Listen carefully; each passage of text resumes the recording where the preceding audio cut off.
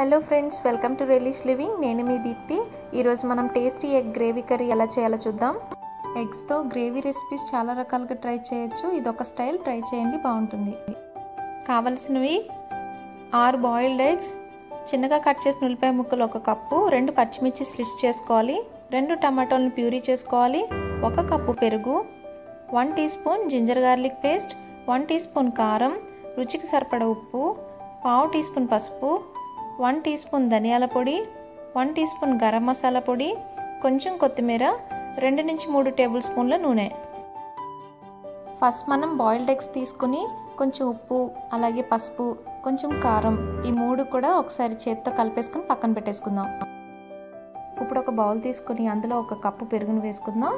ఇప్పుడు ఈ పెరుగులో పసుపు, కారం, ధనియాల పొడి, గరం మసాలా పొడి, ఈ 4ని వేసుకుని బాగా కలుపుకుని పక్కన పెట్టేసుకుందాం. ఉప్పు మనం డైరెక్ట్గా గ్రేవీలో యాడ్ చేసుకుందాం అండి, అందుకే నేను ఇందులో వేయలేదు. ఉప్పు తప్ప అన్నీ వేసి కలిపి పక్కన ఉంచుకోవాలి.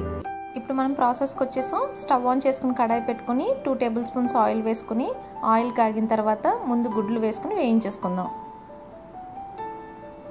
ఎక్కువ అవసరం లేదు, కొంచెం వేయితే సరిపోతుంది. ఇప్పుడు వీటిని తీసి ఒక బౌల్లో పెట్టుకుందాం. ఇప్పుడు అదే కడాయిలో ఇంకో టేబుల్ స్పూన్ ఆయిల్ కూడా వేసేసి ఉల్లిపాయ ముక్కలు, పచ్చిమిర్చిని వేసి వేయించుకోవాలి. ఉల్లిపాయలు త్వరగా సాఫ్ట్ అవ్వాలంటే కొంచెం సాల్ట్ వేసుకోండి. ఇవి వేగిపోయినాయి కదా, ఇప్పుడు ఇందులో 1 టీ స్పూన్ అల్లం వెల్లుల్లి పేస్ట్ కూడా వేసేసుకుందాం. పచ్చివాసన ఏమీ లేకుండా బాగా వేయించుకోవాలి. ఉల్లిపాయలు బాగా వేగిపోయిన తర్వాత టమాటా ప్యూరీని కూడా వేసుకుని బాగా కలుపుకోవాలి. ఇప్పుడు మూత పెట్టేసి మీడియం ఫ్లేమ్లో టమాటా మొత్తం మగ్గిపోయి ఆయిల్ పైకి తేలే వరకు కూడా ఉడికించుకోవాలి. ఇప్పుడు ఒకసారి ఓపెన్ చేసి చూద్దాం. 6 మినిట్స్ అయింది, ఆయిల్ పైకి తేలిపోయింది కదా. ఇప్పుడు ఇందులో మనం రెడీ చేసి పెట్టుకున్న పెరుగు మిశ్రమాన్ని యాడ్ చేసేసుకోవాలి. ఇప్పుడు ఒక చిన్న టిప్ చెప్తున్నాను.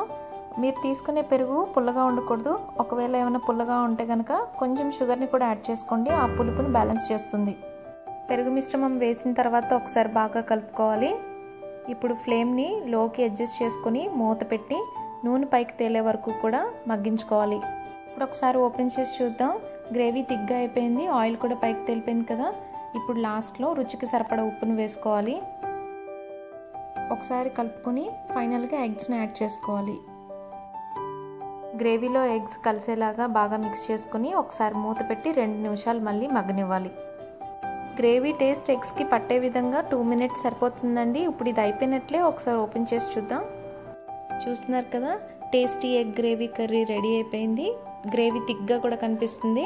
ఫైనల్గా చిన్నగా కట్ చేసిన కొత్తిమీరని కూడా వేసుకుని ఒక సర్వింగ్ బౌల్లోకి తీసేసుకుందాం. ఒకసారి ఈ రెసిపీని మీరు కూడా ట్రై చేయండి. మీ వాల్యుబుల్ కమెంట్స్ అండ్ సజెషన్స్ నాకు చెప్పండి. నా వీడియో కనుక నచ్చినట్లయితే like, share and subscribe to my channel. నా నోటిఫికేషన్ కోసం బెల్ ఐకాన్ ప్రెస్ చేయడం మర్చిపోవద్దు. Thanks for watching. Bye bye.